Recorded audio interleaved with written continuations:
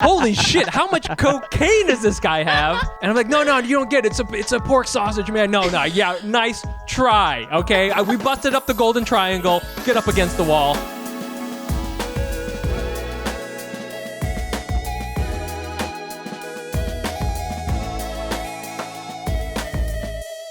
And welcome back to another episode of Asian Not Asian Podcast, the podcast where two Asian guys not from Asia talk about American issues no American cares about. I'm your host, Fumi Abe. And I'm Mike Nguyen. We're coming at you live. Week 2 of AAPI Heritage Month, May 8th. Woo-hoo! We hope you are doing amazing. Just before we start the show, please, if you are a iTunes listener, if you're listening to this on your phones, please take a screenshot, post it on Instagram stories, tag us at Asian Not Asian Pod, and that's how we get bigger. So please do that. Also, we want to give a quick thanks to everyone who has booked me and Mike to speak/perform at your colleges and companies and organizations this month. We know it's only been a week into May, Asian month, as I like to call it. But we've been having a blast, man. It's been a lot of fun, and we honestly feel kind of like bank robbers. We're just going in, doing a quick hit, and getting out of there. And what's cool, too, is we're just spreading misinformation wherever we go. You know, we just go in there, we hit them with the anti-vax message, we hit them with the crazy rich Asians message, and we're out of there. Yes. You know? You know, yesterday we gave a talk out of college, and I saw some girl taking notes, and that's when I felt like, I was like, oh, this has gone too far, you know? Yeah. No. People think we have knowledge. This is a bad idea. Don't take our advice. We actually asked her to stop taking notes because we don't want to be responsible for what happened after. We're like, stop it. Stop learning. We did. That was great. Okay, let's get to our Patreon shoutouts. Again, if you join our Patreon at patreon.com/AsianNotAsianPod and give us your money, we are going to give you a shout out on the podcast and guess your ethnicity based solely on your last name. A very racist game, but we are very good at it. That's what we do here at Asian Not Asian. So here we go. We have a lot. And by the way, we've been getting a lot of people joining, and so if you donated 3 days ago, don't get upset that you're not on the next episode. We're getting to you, okay? We're getting to you. It takes time. We don't want to read 30 names at a time. It's gonna be weird, so we're going to read 5 or 6. So here we go. Okay. I don't know what happened. I think all these names are so intense. This group.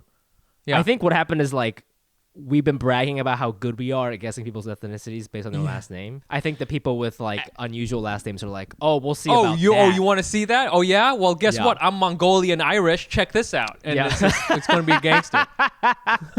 Okay. This first person is Dan Jin, Jyn, Suk, Suk, and Arndent, Ahrenddt. Arndent. Yep, there we go. Mongolian Irish. I knew it. This Mongolian Irish. We gotcha. This one's interesting. Jessica, but spelled with a K. Okay. Whoa. Okay, bitch. Then her last name is Dubay, Dubay-Dang. Now, Dang is Viet, but yeah, could be Dubay. Yep. Is that French? It could be a little French thing going on, but then with the K, Jessica with a K, that's like a white Russian. girl move. Okay, it could be that too. I feel like that's backwards K. Backwards K could be. Oh, you're right, backwards K. Backwards K. So this person is Russian, French, Vietnamese. Makes sense. Gotcha. Nailed it. Okay, this next person. Oh my this God, is a crazy. Wow. What is happening with these names? These names. Oh my God! I think we're really big in Kazakhstan right now. That's the vibe I'm getting. Yeah.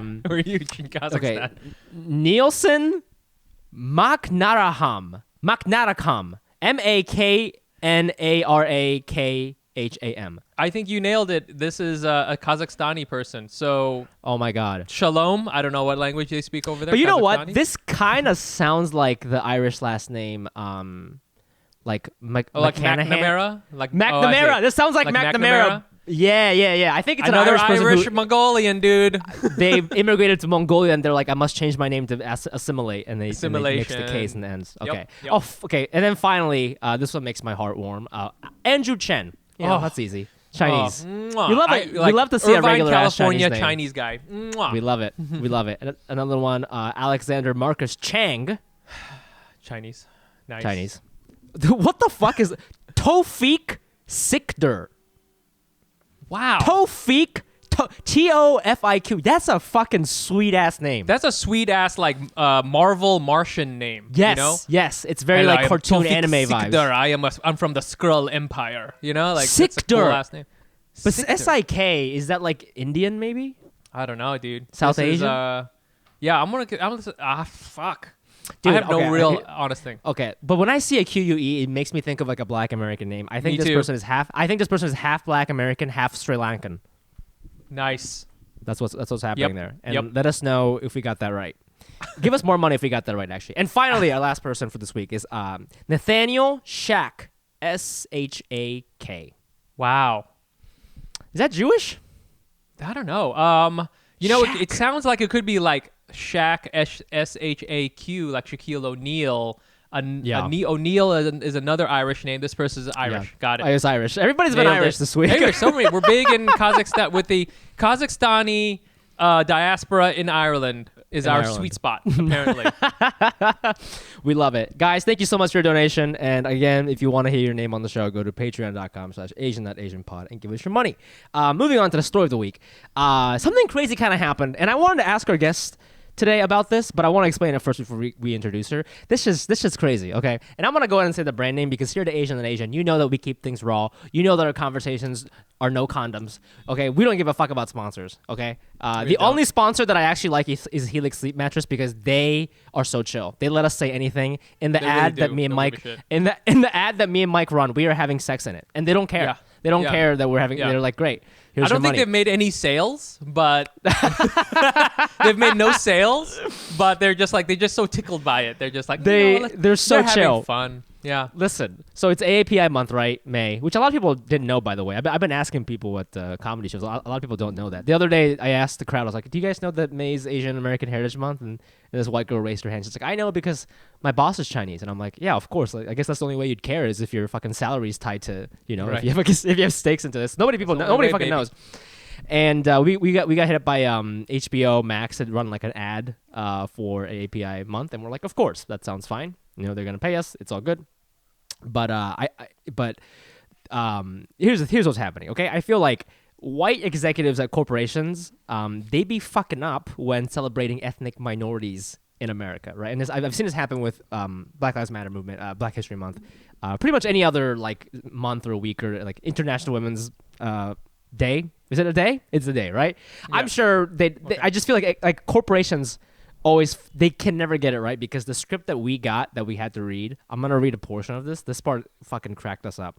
Okay, this is one of the lines that we were supposed to read in the ad. HBO Max has a range of AAPI stories that highlight and celebrate the Asian American and Pacific Islander experience, such as Warrior, Crazy Rich Asians, Aquafina, and Mortal Kombat. Mortal Kombat. They put that in the script, dog. When I watched Scorpion, okay, and Sub-Zero fighting, I was like, this is just like what my grandfather told me what the war was like. He'd be out there and he'd be like, yeah, man, we were in the trenches and then I throw my spear and pull my enemy close to me and rip his spine out of his torso. That's so Asian, bro. Dude. Pulling out people's spines. Yeah, man. Vietnamese. And then that's yeah. Oh, go ahead. Nope, that's it. And then the twist is I recorded the ad and I laughed at that part and I sent it to this person for approval. And I think they heard me laughing, and so they revised the script. And then when they revised it, they just replaced Mortal Kombat with Aquaman. Right. They said Aquaman. Is that because of who plays Aquaman? That hot guy. I don't. He's Jason hot guy. Momoa. He's, He is Pacific Islander. He's a Pacific Islander. Again, right, go ahead. Yes. Is it an Asian American story? You know how we can all talk to fish? We love fish. What can I say? Love fish. We do love fish. That fish. makes sense. Actually, if you think about it, why doesn't Aquaman eat fish sauce? I guess because he doesn't. Is he vegan?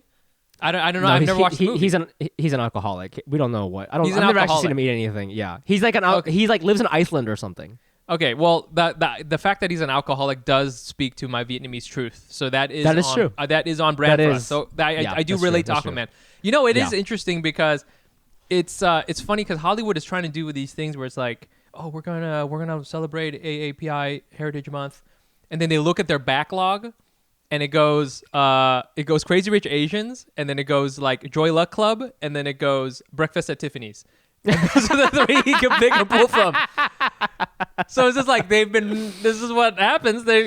So yeah. This is good. So what's our theme, Fumi? Our theme today is white corporations fucking up your shit, Asian or not Asian. All right. Yes. And we wanted to talk about this with our guest today. I'm so happy to have this guest for a lot of reasons. Okay. A lot of times we just read off the credits when we introduce them. I'm gonna little story here. Okay. First of all, here's the thing. Asian comedians have an Asian comedian radar. Can you agree with that, Mike? We have a radar, as in we know who you are. Yeah. What I would say, I have a secret dossier, like Batman does, on every single Asian comedian. Like, I'll see somebody pop up on my Instagram or YouTube, and I'll make a little file, and then like I'll like, and I'll like keep tabs on them. Yes. So that they don't years of experience. Yeah. Don't be weaknesses, strengths. Like I don't want them to become too powerful. You know what I'm saying? Like Batman's like, okay, well I know that Superman's weakness is his secret identity is this. So I can fuck them up. So that's what I do with all Asian comedians. So I feel like I know all the Asian comedians in America, and I'm not even. I know that sounds ridiculous, but I'm not joking. Like in New York, L.A., Chicago, all the bigger cities. We all know each other, right? But this lady we have on, I didn't really know her until the beginning of the quarantine when her set came out on Comedy Central, where it was like a Refinery 29 Comedy Central collab show, and she was like singing and like doing all these amazing things, and I was like, oh my god, I was like, I can't believe I've never heard of this person before, and I was like googling her, and I was like, what the fuck? I had the file. I had the file, dude. Are you kidding me, dude? I had the file. I was looking at the file. I was like, okay, this one's gonna be trouble.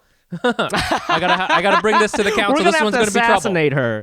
Yeah, that's why we actually have her on the podcast today, so we can murder her and take her spots. Anyways, so there's that. So I'm sorry that I'm gonna have to apologize to her for letting her slip under my radar because I was embarrassed to not know her. Second, I feel that during the quarantine, this amazing thing happened in the Asian comedy community in America, where like we were all kind of coming together and working together on a lot of different projects. And it's mainly because of Zoom. So thank you to the CEO of Zoom. I know you're a billionaire, but thank you. We have been doing a lot of shows on Zoom together. You and I have done shows in LA. LA comedians have done shows in New York over Zoom. And it's just like people are coming together, and it truly feels like we're all in this like same digital territory. And I think it's been amazing. So I wanted to kind of like talk to her about that too. I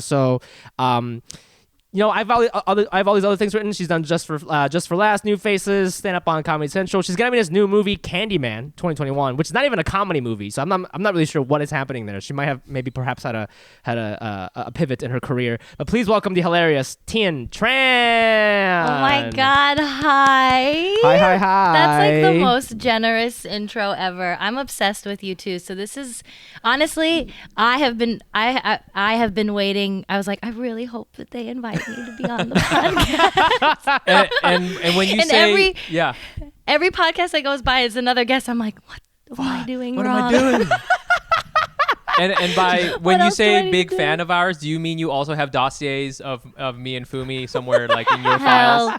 Yes, absolutely. Did you better believe it. Did you know who we were? Did you know who we are before we met officially? I guess I think we had you on like a Zoom show. But I had known of you both. Like you said, I literally first you just know. Right. You just know. You just know the Asian comedians out there. Yeah, sometimes I'm like making breakfast and I'll just stop and I'll like slowly drop my spoon like in slow motion to the ground and I'll just go, there's another one. Someone. Calvin Tran has just started doing comedy, somewhere. And then I appear outside of his house, just careful, buddy. Yeah, dude. I don't know, but I mean, thank you for coming on the show. We're big fans of yours, and you listen to our story here about corporate fuck ups. So has something like that happened to you? I mean, I always, not to me personally, although the most. I love that you guys are getting asked to do AAPI shows. I've only gotten asked to do one. It was for the Bone Marrow Society. Shout out to Bone Marrow. Yo, Vinny, are you eating it, or bone marrow? Are you eating it, or is it a cancer? What it was? It was just like bone marrow donation. Which you should. Which actually you should. Asian people, we really don't donate enough. There's like something, I know that. Yeah. Go ahead, Tien. Yeah. Okay, well now I feel bad that I passed on it because well, the message is out there. Because I felt because it made me feel. They were like, you can just. It wasn't asking me to do stand up. It was an hour-long panel where they were just like, tell us about like what it's like to be Asian and how important Asian life is. And I was like, well, that is a bizarre Asian That's a life. bizarre way to put Asian it. life. Like Asian life is, like how important Asian life is. I was like, am I selling my humanity? Yes. Like, what is this? Yes, we recently heard that Asian people are also humans. Can you tell us more? It's such a weird thing because some of these panels can be, overly, like they just discovered us, or they were just like, hey, we realized we should actually listen to you, which is kind of like, I mean, I guess it's nice that you're finally paying attention, but also at the same time, of course, why didn't you do this before? Yeah, they don't know what to do with us, I think, for a lot of the panels. Not all of them. We've done like the good ones that are like really specific, we've done good ones, which is cool. Yeah. Yeah, like what have your panels been like? Like, are people is it like a thoughtful moderator? Are people asking thoughtful questions? We did one that was like, kind of about like the kind of breaking out of the model minority, myth or mold, and they're like, can you tell us about like your journey about like how you're not a doctor? And then we just ended up talking about how we wish we were doctors. Yeah. I was spent like 30 minutes crying and just going, I should have tried harder. One thing that's cool is we've been doing some college ones, and what's sweet, and I don't know if this is like a lot of colleges, but we did one kind of like a gamut where we did one small community college in Southern California, and then we did like a not nicer, but like a more. Okay, drag that community college. Yeah, exactly.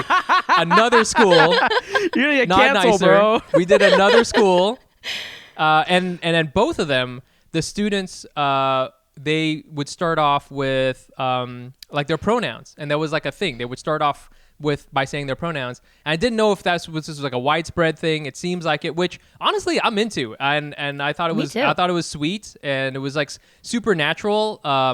The one we did at one of the schools, it wasn't like this big official thing. It was just the students, and they all just jumped in and just did it, and it was like no problem. It wasn't like a big deal.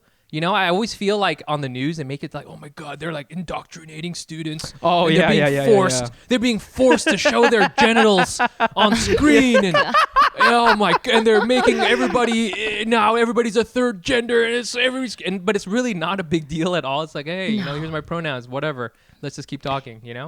I mean, with all the pronouns things, I remember when like I was part of a group and we were first doing it, and like truly like a very bro. When asked for his pronouns, he was just like, the old ones. The old ones? The old ones. The boring ones, dude. The old-fashioned one. I'm traditional. And I'm like, what the hell's going on?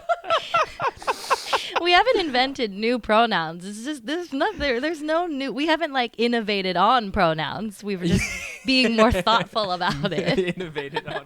You haven't heard about all these crazy pronouns? What school was that? Can I ask? Was that like like a school in Pennsylvania or something, or was that like, or like maybe you don't want to say? It was part of like it was part of CBS Showcase.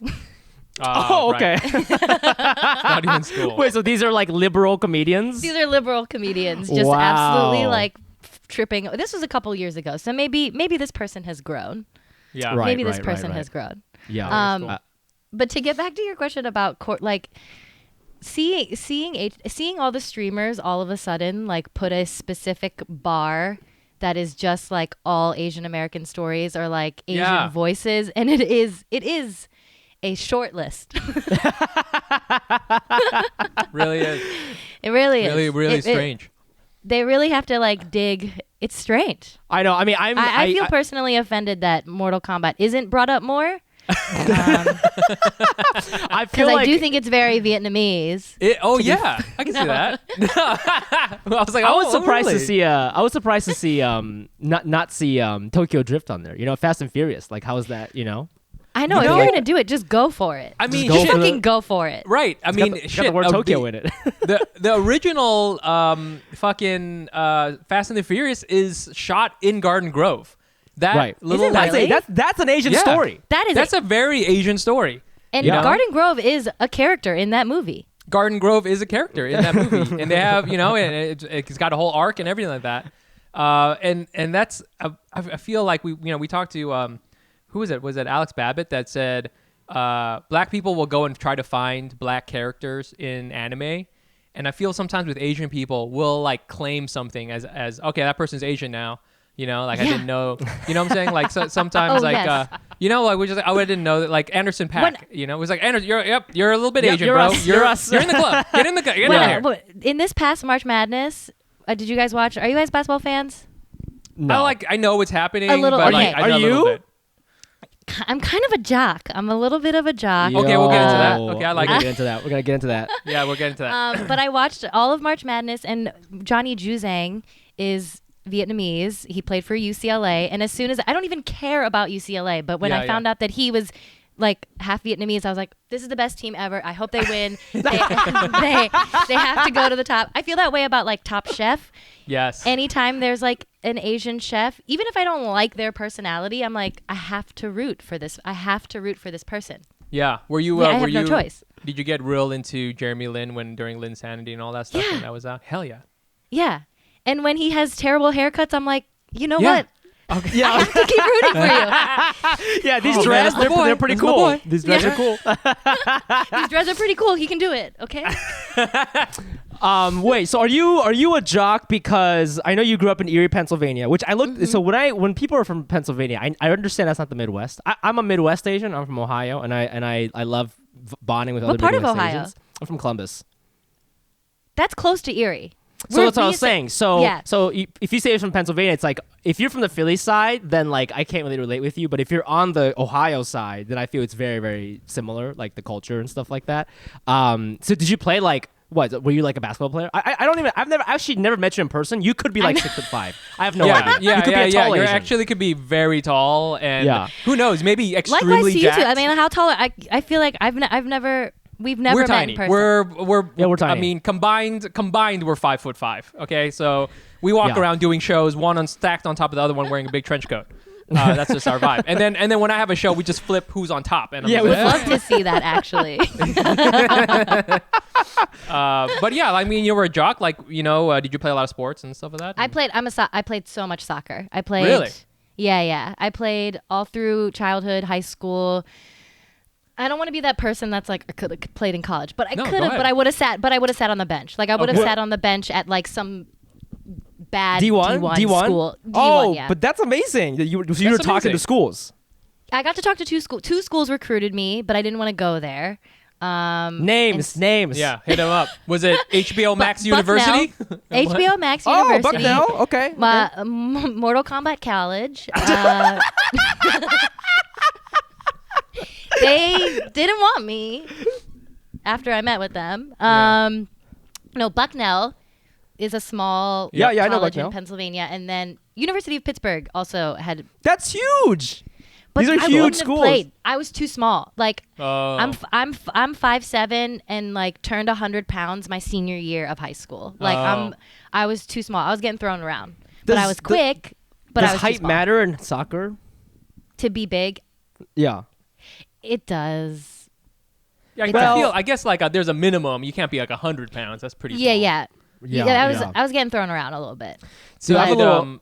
yeah. I have a go ahead. little. Sorry, I have a little side story about soccer because I don't know if I've ever. Yeah, did you guys play admitted- sports? Well, no. I ran cross country We can- and played. we can I played get into trumpet. it, yeah. But I Trumpet, so yeah, like yeah. does that count? Yeah, bass dude, clarinet. it's super aerobic. That's Yeah, incredibly it's, aerobic. marching band is, yeah. So aerobic. When I first met you, I didn't know that you were queer, and I found out you played soccer, and you reminded me of this girl I was like madly in love with in high school. She also played soccer. She played D1 for Is West she gay Virginia. now too? She's gay. She's fully gay, and I Dang. literally spent like 3 years trying to like go out with this person because she was like still hooking up with guys, like because in high school maybe she wasn't like fully out yet. I remember when she first came out, she was like, yeah, but I'm still gonna marry a guy. Like I remember her saying that at age like 18 or 19. So but anyways, but I just thought it was funny that like I've met multiple like queer soccer female players in New York. I'm like, oh, like there's a vibe here, and then they're like, I'm gay, please leave. And I'm like, okay, that's fine, So you reminded me of Chelsea Corrado. Shout out. Oh, shout out to Chelsea. Yeah, tell her Chelsea. Living your best life. Made some good moves. So, yeah, I feel. So were your parents real supportive? Because this is like a whole thing. I feel with Asian parents and sports. We're the Asian Americans I grew up with played the I would call the white collar sports, right? Any sport where you actually had a collar, golf, tennis, right? There and then occasionally you'd have like a really surfery Asian guy who would be a swimmer or something like that, right? And my parents put me into soccer, and I'm really bad at team sports. I realized that's why I like doing stand up. I'm not into sketch. Okay, it's only solo things. Okay, I don't like teamwork. But this is a very good team environment here. Yeah, that's true. There's only there, so maybe I could do mixed doubles. Okay, for tennis, that's okay. But I remember I always disappointed my dad because he was a very athletic person. Hey, say whatever you want about what that means for a Vietnamese man coming from Vietnam to be an athletic person. But he seemed very, he was really into that sort of thing.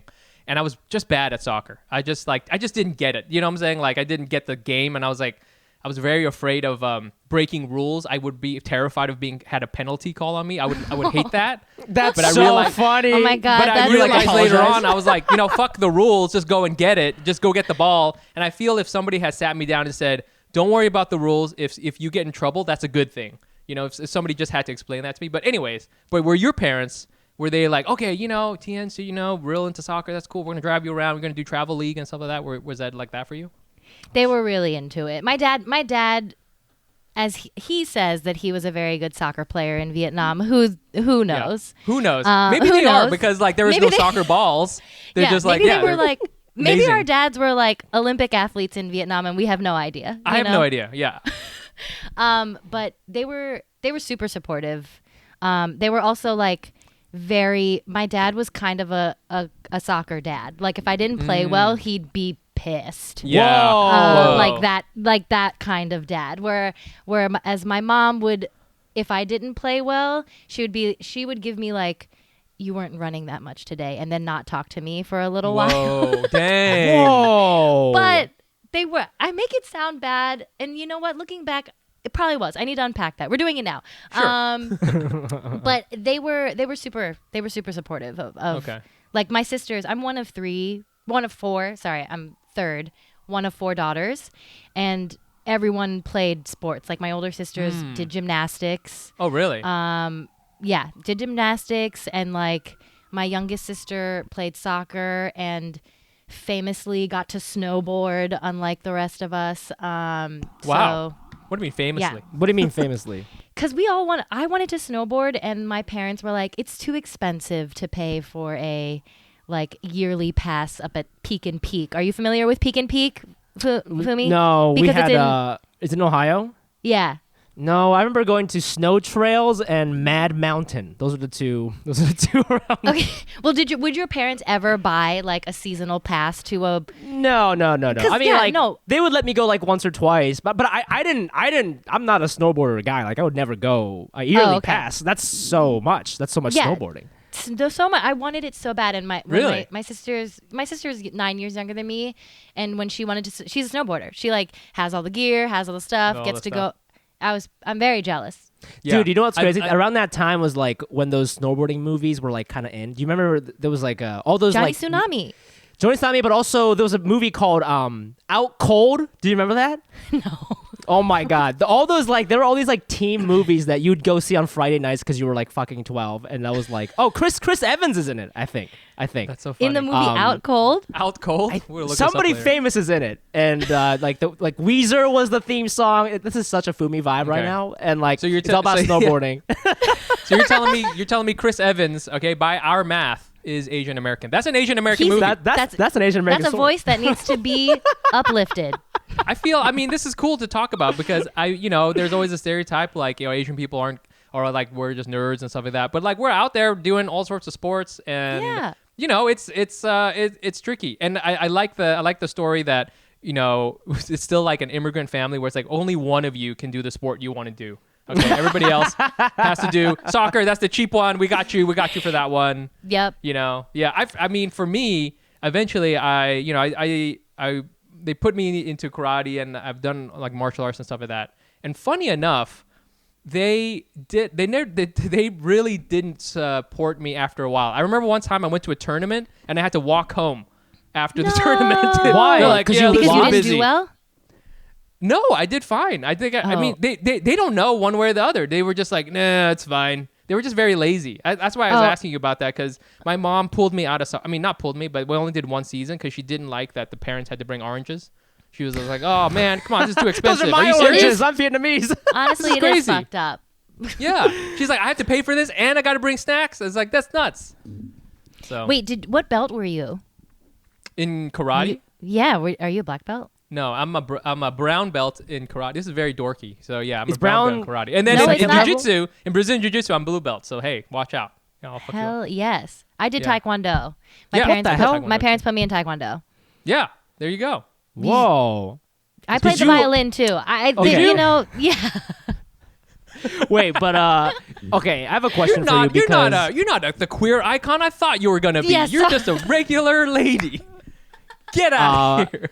I saw like a funny tweet Jared Goldstein had. It reminded me of this. So when you take Taekwondo or martial arts classes in the burbs, your teacher's name is always like Kyle Sensei. It's never, you know what I mean? Like, you don't learn from somebody who looks like the ones you see in the movies. It's always like some regular white dude with a ponytail. 100%. My first, I took karate in the 80s in Texas. So you can just imagine everyone there, like at the time I was like 7, so I didn't like think about it. But everybody there definitely had like, the Rex Kwon Do vibe, where it's like the mullet and the mustache, and it's like, all right, bow to your sensei. It was a lot of that.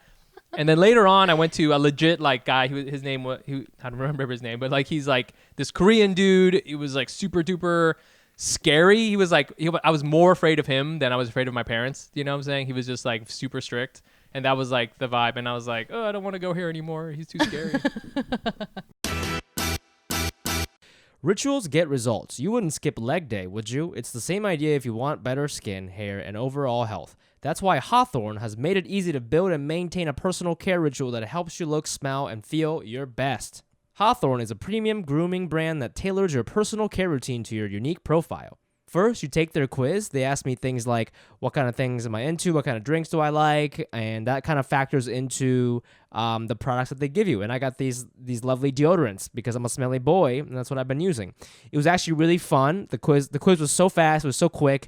It was honestly fun, and that's a hard thing to come by in pandemic. At the end, I got an essential bundle with all the products tailored to my body type and lifestyle. The products I got were, I just told you I got the deodorant. Why are you asking me again? I got the deodorant and some shampoos. It's a good time. Hawthorne takes the risk out of shopping for personal care by giving you free shipping on your order and returns. If you don't like your products, they'll even tailor them for you based on your feedback. With high quality, self-care products tailored specifically to your needs from Hawthorne, looking your best has never been easier. Take Hawthorne's quiz today and get started on your personalized self-care routine by going to hawthorne.co and use promo code NOTAsian to get 10% off your first purchase. That's HAWTHORNE.co, promo code NOTAsian. Hawthorne.co, promo code NOTAsian. Well, you know me, Mike. You know me, right? I know. You know. I know. If you know this, if you know anything about me, you know that I'm out there. Yes. You're out there. I'm out there pounding. And a lot of people are like, Fumi, why are you so good at pounding? And by a lot of people, I always ask that. I don't even believe you. By a lot of people, I just mean Mike. The secret is, it is Helix Sleep Mattress. Helix Sleep has a quiz that takes just 2 minutes to complete and matches your body type and sleep preferences to the perfect mattress for you. Why would you buy a mattress made for someone else? With Helix, you're getting a mattress that you know will be perfect for the way you sleep and pounding. Everybody's unique and pounds uniquely, and Helix knows that. So they have several different mattress models to choose from. They have soft, medium, and firm. Wink, wink. Mattresses. Mattresses great for cooling you down if you get hot.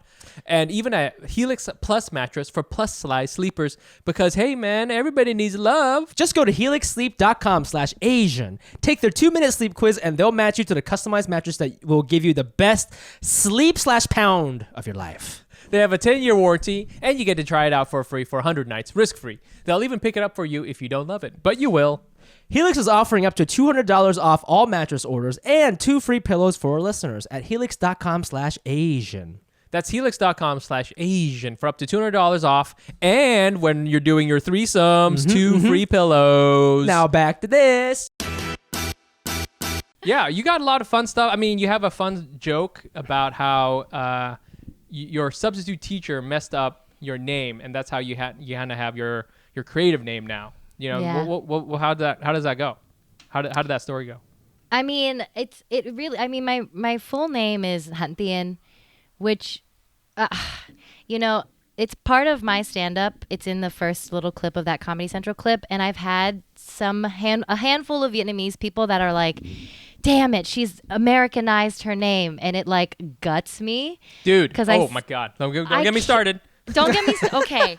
Don't get me started. No, I'm gonna take my shirt off. Let's yeah, go. Go ahead. It's absolutely. Let's fucking go. Both our shirts are off. You can't see this. I know this is a podcast, but both our shirts are off, and we're freaking out. We're freaking out. We're freaking out right now. It guts me because I can't respond to a comment and be like, you know, growing up in America, yeah, it's really hard. Like, I can't write a full fucking essay about how assimilation has rotted my brain, and in some ways, I'm trying to like get back to like how. So, I'll have people be like, "Oh, she's not even saying her own name right." So it's Han Tien, but like I say Han Tien because imperialism. Yeah, there you go. Just throw that out there. I get it. Okay. But yeah, I had a substitute teacher who truly like got to my name. Classic pause, like didn't know what to say. I knew it was going to be my name, and this asshole said Hank Tina, which is just had a little stroke in his mind, stroke in his brain, and was just like, yeah, these two names. This is what it would be like. Somebody named their child Hank Tina, and now I've just reclaimed it as my social media. That's funny. I mean, have you always had that with going back to kind of like the Vietnamese thing? Because I'm very sensitive about that. You speak Vietnamese very well, right? I mostly speak with my parents, and it's like a choppy fourth grade Vietnamese. Okay. Oh yeah. And you? No, I'm terrible at Vietnamese. My español es muy bueno, but my Italian is very good, but my Vietnamese is very bad. You know, I get very sensitive about this, and Vietnamese Americans, and it is honestly worse. I mean, it totally sucks when somebody mispronounces, you know, your name as like some white dude. I'm like, okay, you know what, that's fine. But then when Vietnamese people like also get on you, then you feel like it's like your own family getting on you, and you're like, listen, do you think I want to do this? You know, this would be great if I could speak the language, but you know, I don't, and you don't know what I'm out here doing all these things. I have a friend who, you know, her name's Win, right? But then she tells people it's Gwen because it just throws people off too much, her regular name. And I call her, you know, Win because I've always known her that. And I don't judge her because I'm like, dude, I get it. You don't want to have your first like 3 minutes of meeting someone is to be like, well, let me tell you how to say my name, and you're never gonna remember it. But I got this whole thing, you know what I'm saying? Because it's exhausting. It's tiring. So. Oh my God, we're getting into it. Okay, dude, if I cry, if I cry, this is your fault. Okay, that's why we have our shirts off. Okay, so we can cry. But okay, so like, I say Tien, but really people will say Tien, and Tien is actually how you say it, Tien. Yes. Yeah. But when I actually grew up outside of Philly, but moved to Erie when I was like 9, and I was the new kid in school. And when you're in the Midwest, Fumi, you know, like I know, baby girl. I was the only. Yeah, you know, you shaking your head with that palm tree blowing behind you is like so. I know. Like being truly one of, I think I was the only Asian kid at this school, and I was new, and it was 5th grade. So it's like moving into middle school, everyone had their friends, I was new, and everyone kept butchering my name. So I started being like, okay, it's Tien, like TNT, like it's Tien. Mm-hmm. And so I have now taken it on as Tien. And then recently my sisters were like, you say Tien, but it's Tien. And I'm like, well, I don't know who I am now. Thank you. Yeah. Right. Yeah. Well, it's just so much. Even with the name Nguyen, almost every show, the host will be, how do you say your name? And I'm like, don't worry, you know, honestly, just don't pronounce the G. It's easy. You can, and all of them are acceptable. You know, Win, Nguyen. You know, I always say like win or lose. That's like pretty. Yep. That's pretty good. And so And you just have to go with it. There's no fucking way anyone can pronounce Nguyen the real way. Yes. It doesn't. There's not even like an analog to it in like other Romance languages. Like it's not like the Enya sound in Spanish or some shit like that. Yeah. There's no way you could do it. I'll say it to people and then they'll say it back to me and I'll go, you've actually made it worse somehow. I don't know. Just do when. And that's like the world we're living in, you know what I'm saying? So yeah. You know what's crazy though is like well, two things. First of all, I also shorten my name because my full name is Masafumi and I go by Fumi. But I'm like from Asia, so let me just tell you this: if Vietnamese people so your name is Han Tien in the way that my name is Masafumi, and you just go by the second half. Is that correct? Yep. Yeah. Okay, so if people give a shit for that, like I don't know what it is in Vietnamese, but like don't act like people in Asia don't have nicknames either. You know what I mean? Like I'm like it's like my grandfather calls me like, or he's dead now, but he used to call me like Masa. Like just half of it because Masafumi is kind of long in Japanese too. So, like, I don't know, like it's not that crazy that you would cut your name in half just for the convenience of other people because I don't know. It's like, I don't know. I feel like sometimes Asian Americans can like gaslight other Asian Americans for stuff like that, forgetting that name in the homeland could also have a nickname, like. I'm sure there's like a fun nickname for Nguyen. Maybe they call you Nunu back over there. I don't fucking know. Nunu, baby. Nunu. Like you don't know. You don't fucking know. I wanted to also talk about this when I was. So you grew up and you were saying you're the only Asian kid in your school. And when I was growing up, I think I've talked about this before, but this is sort of like a Ratatouille moment. I remember maybe I was like a third grader or second grader. And I was in the school, and I don't think I was the only Asian, but definitely I was one of only a few. There was one other Vietnamese girl, and her first name was Tran. And so I remember me and her, she was also, like, I was a pretty good student, and I remember her being a genius. Like, even as a kid, I was like, she's a genius. She's like, she'd be a doctor already. And we both would get pulled out. One day, we both got pulled out of our class. And we would sit with an ESL teacher, like just me and this other person, she would walk us through this thing. And in my mind, I was like, "Oh, we're special. Maybe this is some sort of super English." Because as a kid, you don't know what ESL is as a kid growing up, but mainly I spoke English. And in my mind, if I look back, like I spoke English, I didn't have trouble learning, or it wasn't like I was like I don't understand this language. But for some reason, me and John were put in this ESL tutor thing. I actually liked it because this guy, the lady was very nice to us. And also, I spoke English, so I was like crushing all the exercises. She's like, man, you're really good at this. I was like, yeah, I only speak English. And she would give me these little stars. I was like, these are the best, like little stickers. I was like, this is the best. This is the greatest thing. But, and then I remember one time, like this went on for a few weeks and I was really having a great time. And then I told my mom, I was like, hey, Mom, so they pull us out of this thing and they have us like do this English thing. And my mom looked me in the face and was like, stop going to that. And she went and had a whole conversation and this whole thing. And I remember like when I went to go do that tutoring thing, they would put everybody else everybody else would go do music class. And then one day I was like, I'm just going to go to music class. And I went to music class with them. And then the tutor came and was like, hey, you're supposed to go with the tutor. And I was like, my mom says I'm not supposed to go with you anymore. And then it just went away. It stopped happening. Wait, I need to know the conversation your mom had with this teacher. That's the most interesting. I don't know. How do you even know bring what you did? What was their excuse? Also, were you mad that your mom did that? Or were you like, okay, Mom? Because I have moments where I look back on my parents when they would do stuff like that, that's like, okay, so these people are microaggressing on my kids and I'm going to step in and say something. Yeah. And as a kid, sometimes I was like, don't do that. You're embarrassing me. Yeah. But now looking back, I'm like, hell yes, Mom and Dad. Thank you for calling out this like subtle racism and or overt racism that's happening. I remember...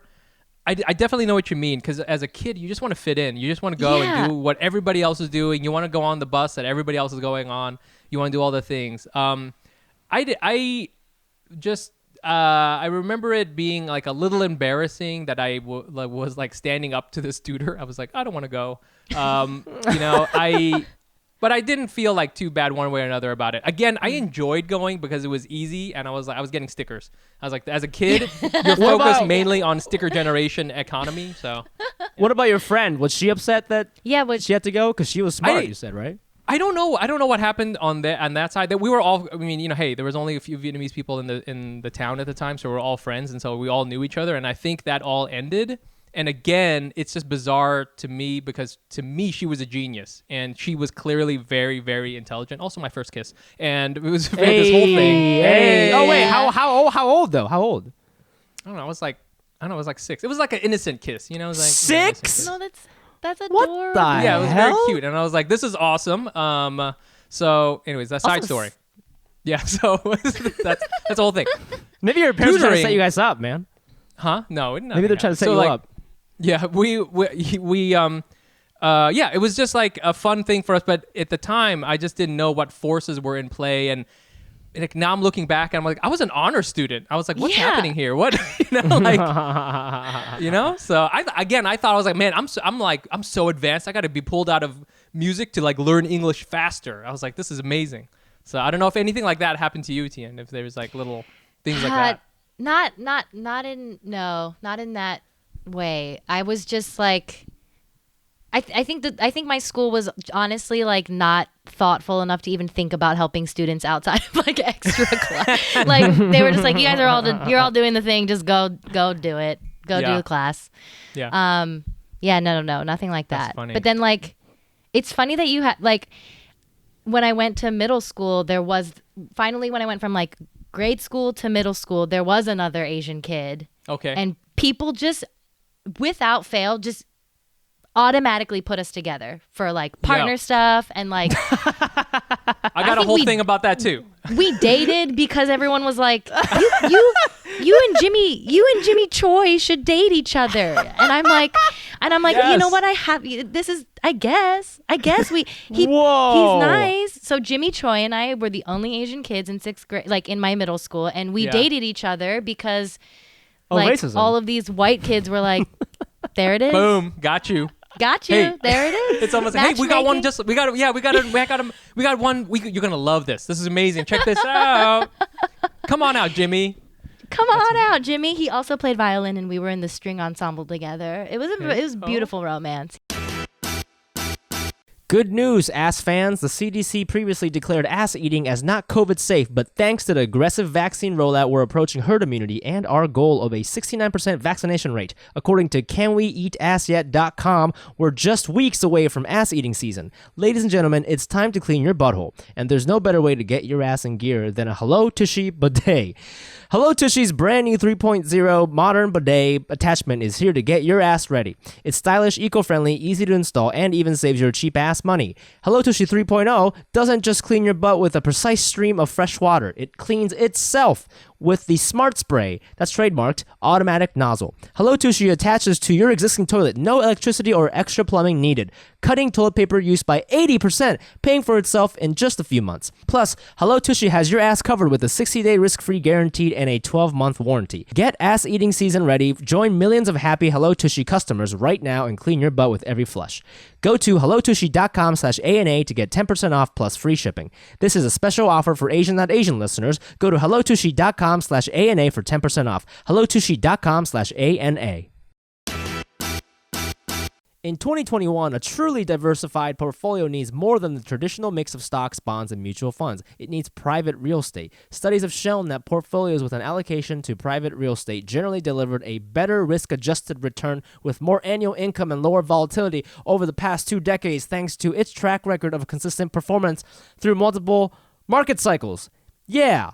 With Fundrise, this level of powerful diversification is now available to you. Fundrise provides access to diversified portfolios of private real estate to all investors with their industry-leading, easy-to-use platform. Whether you're looking to add stable cash flow via dividends or prefer long-term growth through appreciation, Fundrise makes investing in private real estate as easy as investing in stocks, bonds, or mutual funds.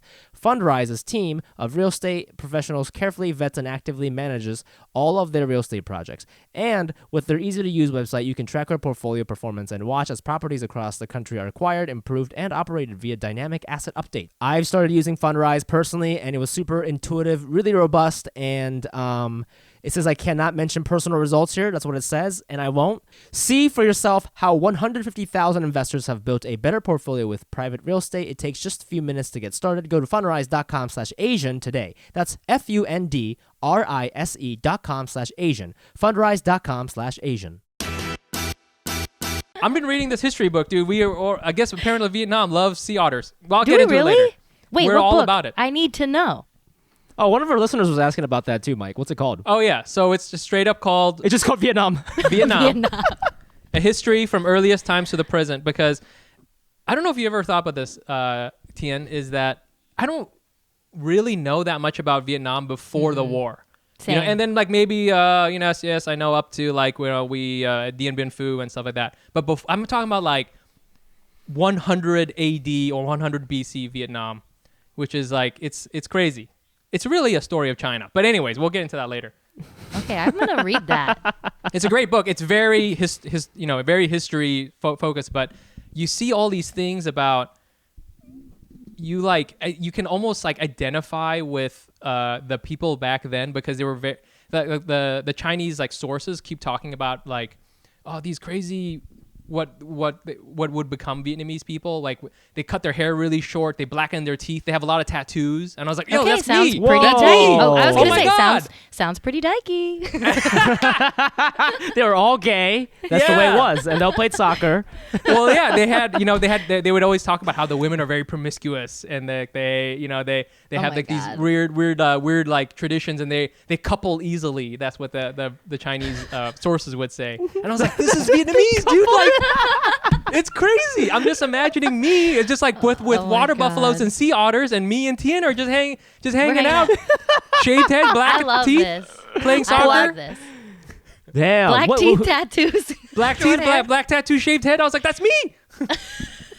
Who's the author? Because like one of the listeners was like, because I can't just tell them like, it's called Vietnam. That's such a broad name. Vietnam, a history from the earliest times to the present. I got this also from a fan. It's a white dude, I think. Ben Kiernan is the Kiernan, Kiernan is the thing. It's a fucking beast, but it's awesome to read. Anyways, I'm just gonna read it and text you like, Mike, this is us. yo, sea otters, dog. Text me sea otters constantly, bro. This is It just us, makes man. it's like it seems silly, but like you keep going. Yes, I understand why I love swimming now because of the delta. It's like this all makes sense. You just keep going back.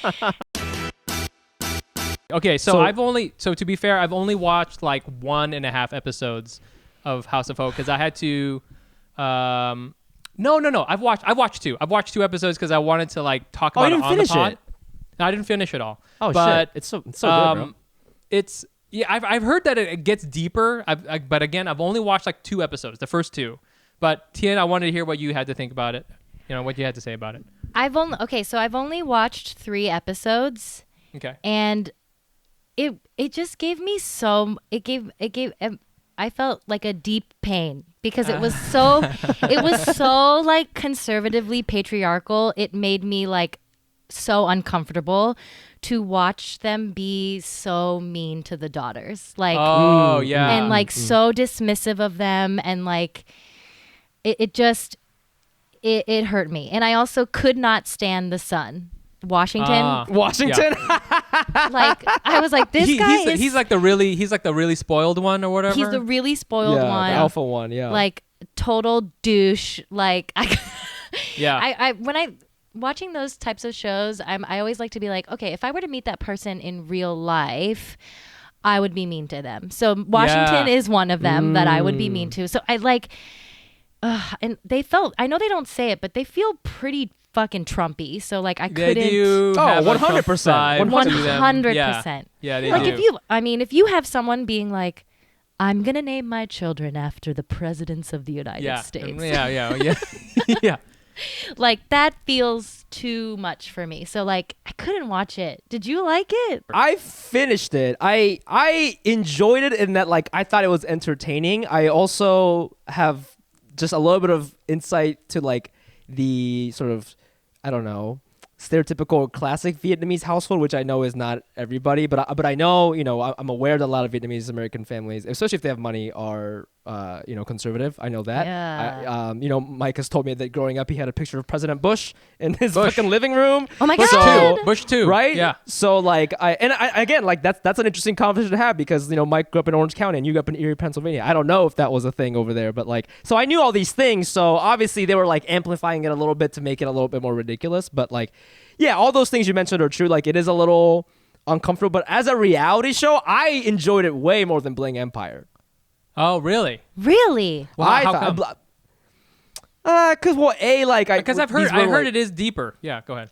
Well, I like that it got like fucked up. Like at the end, it gets a little fucked up. Like people have like real issues and they bring it up, and that part was like a little, that kind of that grounded everything, because for like 9 episodes they're like, we have $1,000 billion and we're look at me sticking my dick on my Lamborghini. It's like that for 9 episodes, and then at the end they're like, oh, I have a problem with alcohol and I'm getting a divorce, and I'm like, this is what I'm here for. Oh my God, Yes. they get divorced? Okay. Wait a minute. Washington gets divorced? It's like undetermined, but like it's like they're like, it's like going Good that way. for her. Yeah. She needs to get away. No.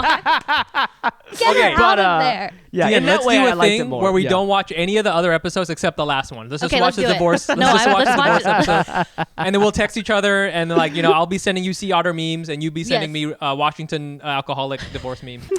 Well, we'll watch the last episode of House of Ho, and then I'll be like, Mike, this is us.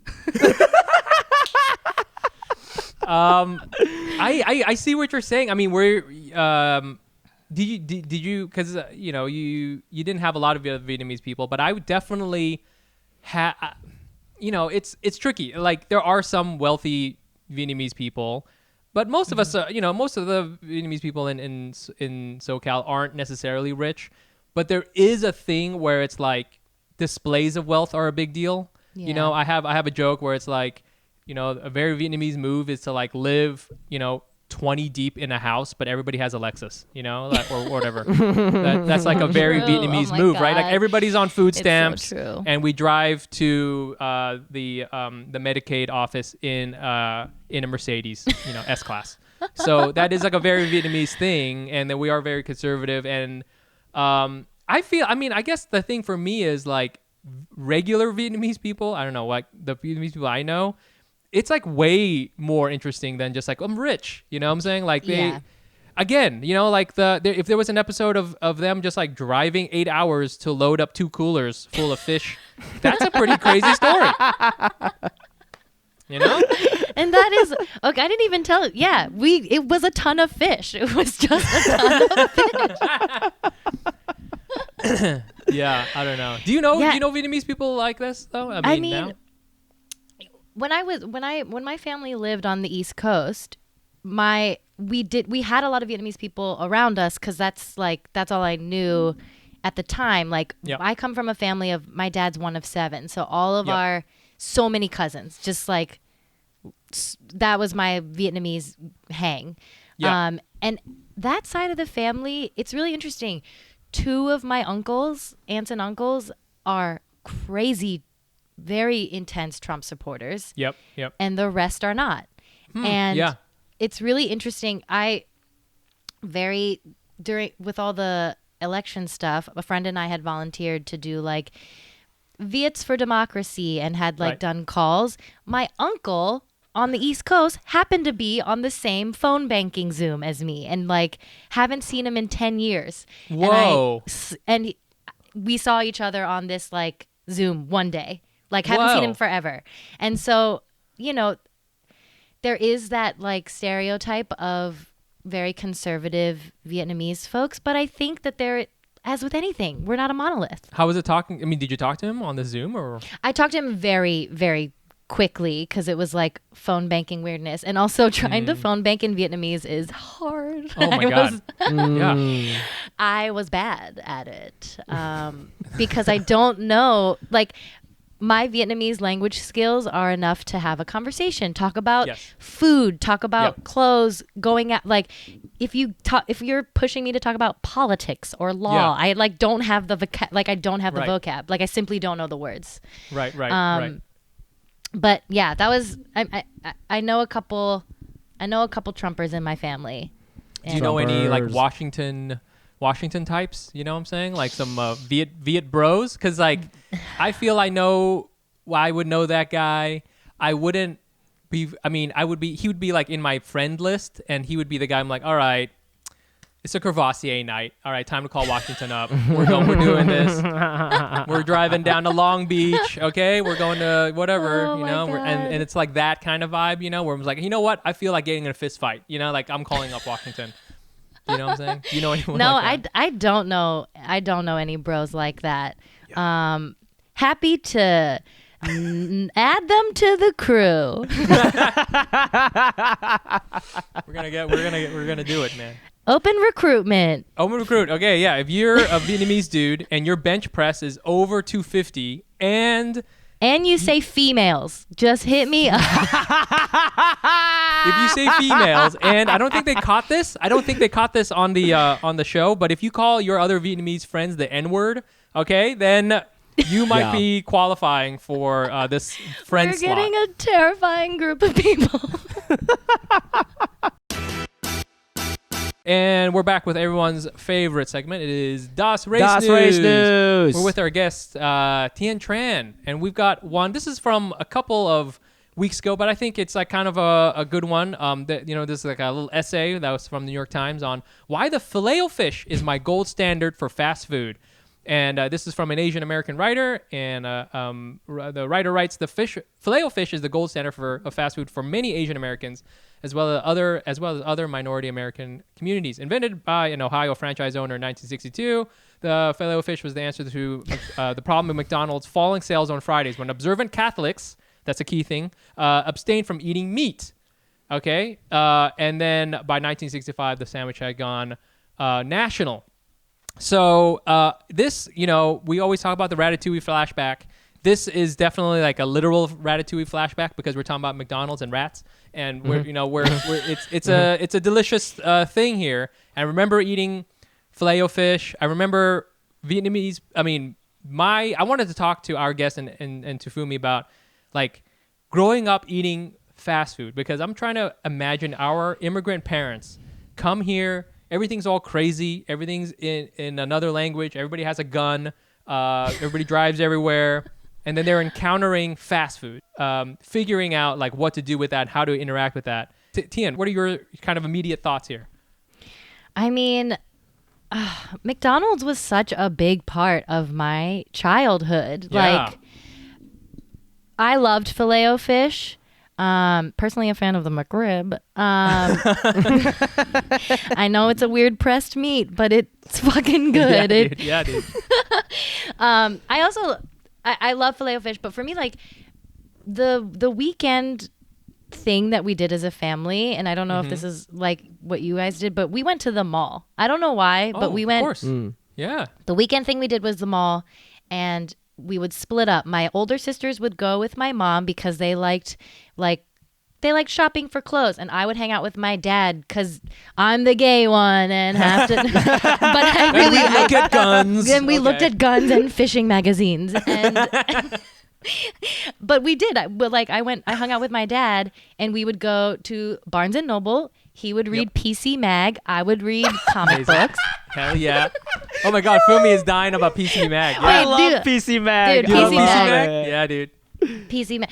He would read PC Mag. Never buy it. Never buy it. Read never buy it. Never subscribe. Just we're hanging out at the Barnes and Nobles, reading the PC Mag. Yep. And then at the end, we would go to McDonald's, and like my dad would get a cheeseburger. I would get nuggets, and his favorite thing was that fucking apple pie, which is an incredible. I mean, come on, that is a genius. That's innovation. That's dessert innovation at its best. Okay, a pie that looks like a pocket pie. I mean, we really loved McDonald's. I mean, after soccer games, my big thing. If I did well, my parents, my parents would take me and only if you did well though. If you did bad, they were just like, oh, all right, you're not eating today. Here you go. Well, my parents supported my soccer a lot. That like I played on a select team that Whoa. trained in Pittsburgh, so we would drive 2 hours, practice. Jeez. After every practice, they'd be, because I was starving, like we're little kids running around. I would get a Big and Tasty, which was McDonald's response to the Whopper, which I personally think is better. Big and Tasty, extra pickles, extra onions, fries, and at the time I think they had no, Hershey pie was a Burger King thing. No, I think I just got like a little froth, like whatever their ice cream. Oh, McFlurry. Oreo McFlurry. That was my order. Oh shit! Wow, they loved you. Wow. Yeah, they loved me. Yeah, that's love. Yeah, that's my fast. What about you both?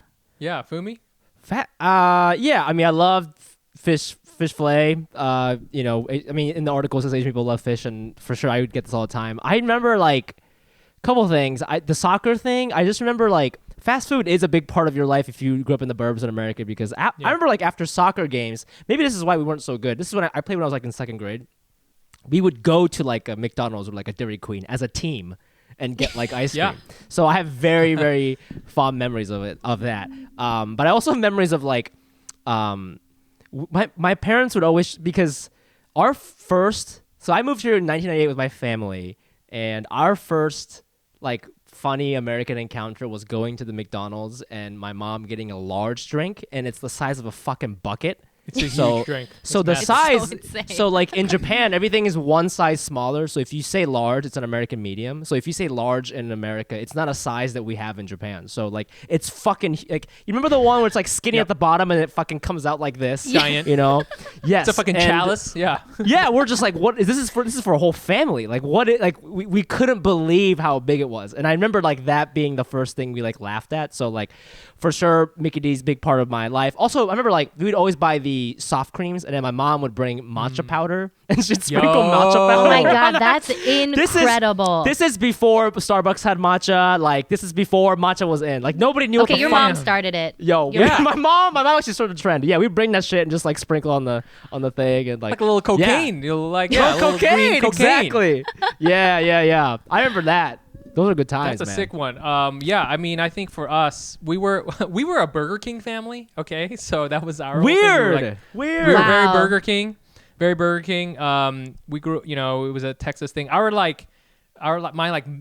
favorite food was from Dairy Queen, and in Texas, Dairy Queen is like I don't want to say it's a nice restaurant or anything like that, but it's like it's like a fuller menu, and we would have these chicken fried steak kind of like strips that they had, and you dip in this amazing gravy, which my mouth is watering thinking about it. And to this day, this is like the one very Texas thing about me, is that I love country fried steak. I learned how to make it. It's like in my blood now. And we grew up eating that. And then I remember this. My parents we would go to Burger King, and I would always order double bacon cheeseburger, which at the time I thought was like the coolest thing to say because it was so long. And I remember thinking, my parents we would get the burger, but we would never get drinks. That was like a thing. My mom was like, I don't know, I think she kind of knew that. I was like, wow, this is really bad for you, and this is one thing I can cut out. So it was like, you can get the burger. Everybody has a burger. Maybe we should get us some fries, and that would be the move. Are you Catholic, Tien? Yes, and yes, a church sponsored us over here. You?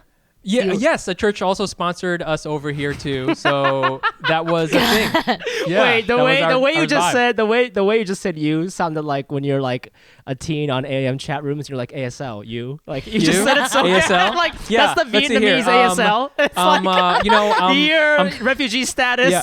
I'm 12. I'm a guy. I'm in Plano, Texas, and Catholic Charities. Yeah, that's the Catholic Charities. That was the Catholic move. Charities. Yeah. I mean, that's what it was. Yeah, that's why we did. It did play a big part in us having Filet-O-Fish. Filet-O-Fish. Yeah, because we wanted to observe Lent. We're so observant. This is what God wanted. We're so observant. God wanted us to go to McDonald's and get the 2-for-1 Filet-O-Fish. It's in the Bible. So it is in the Bible. Yeah, it is in the Bible. I like picturing Fumi like your family getting that big, huge soda and like each drinking out of it with your own straw. Yes. We probably did that like unironically. Like it was the only way that made sense. I mean, man, you just like imagine Huge. like even remember going to the supermarket store or the supermarket and like you go to the ice cream aisle, right? And obviously there's like the Haagen-Dazs that's like a pint. Okay, we have this. And then there's like the Breyers brand. It's a little bit Love bigger. Breyers. You're like, okay, like a little bit bigger, but I can see why somebody would buy this. And then I never bought this, but there's like the unbranded one that's just like literally it's just a bucket. The bucket with the handle. Yes. Yeah. Are you opening up your own ice cream store? Like this is how big it is. We're like, what is it? It's like, and it's like the cheapest cost. too. I know, it's like 99 cents or something for this huge one. We should all go out and buy a bucket of ice cream. One bucket of ice cream. And then Umi puts matcha powder on it. Honestly, it's probably pretty good if you put the matcha powder on it, man. Tien, this is crazy. We gotta have you back because we have so many other questions. We're gonna have you back. We have so many more things we were gonna talk about, but I'm truly having the most fun, and if you don't have me back, I'm gonna be pissed. She's gonna go to the file. She's gonna go to the dossier. I'm adding it to the dossier. These motherfuckers lied to me, said I would be back. It's been 300 days. Oh my God. Well, okay, listen, where can our fans find you and your work? Because I feel like they're gonna be into your shit, man. Where can they find you? On the internet. I mean, you can find me just at Hank Tina on Instagram. That's the only place I hate Twitter. I got trolled once. Did you? Fuck that. Got trolled once. Totally another story, but I got trolled once because I did, in my early days of performing, an anti-bullying campaign, and I got trolled for that. Wow. So, wow. Thanks. We'll never be on Twitter again. But yeah, you can find me at Hank Tina on Instagram. And please check out her stand-up on YouTube. Just Google Tien Tran, and then the Comedy Central clips on there. It's so good. You guys can check it out. Please follow us on all the social platforms at Asian.AsianPod. I'm also on there at the Fumiabe. That's TheFumiAbe. And you can find me on Instagram at Nice Pants Bro. Please donate to our Patreon at patreon.com/Asian.AsianPod. And we are doing Zoom comedy shows still. I know the world is opening up, but we got fans all over the world. So the next Zoom comedy show will be May 14th. And actually, this episode is coming out after that, so it doesn't even matter. The one after that's going to be in June sometime. Just go to Asian.AsianPod.com and check out our schedule. Tien, this was so much fun. Thank you so much for taking the time. So this was such a good time. And I hope to see you like in person at some point. Do you have plans? Yeah, you ever coming out to New York? If I do, I'm definitely hitting you both up for sure. Okay, yeah. Hit us up. We'll do a study group on this book, and it'll be awesome. And then I'll bring the ice cream. It's all good. You bring the ice cream, man. All right. All right. Hey, Knowles, we'll see you guys next week. Bye. Bye.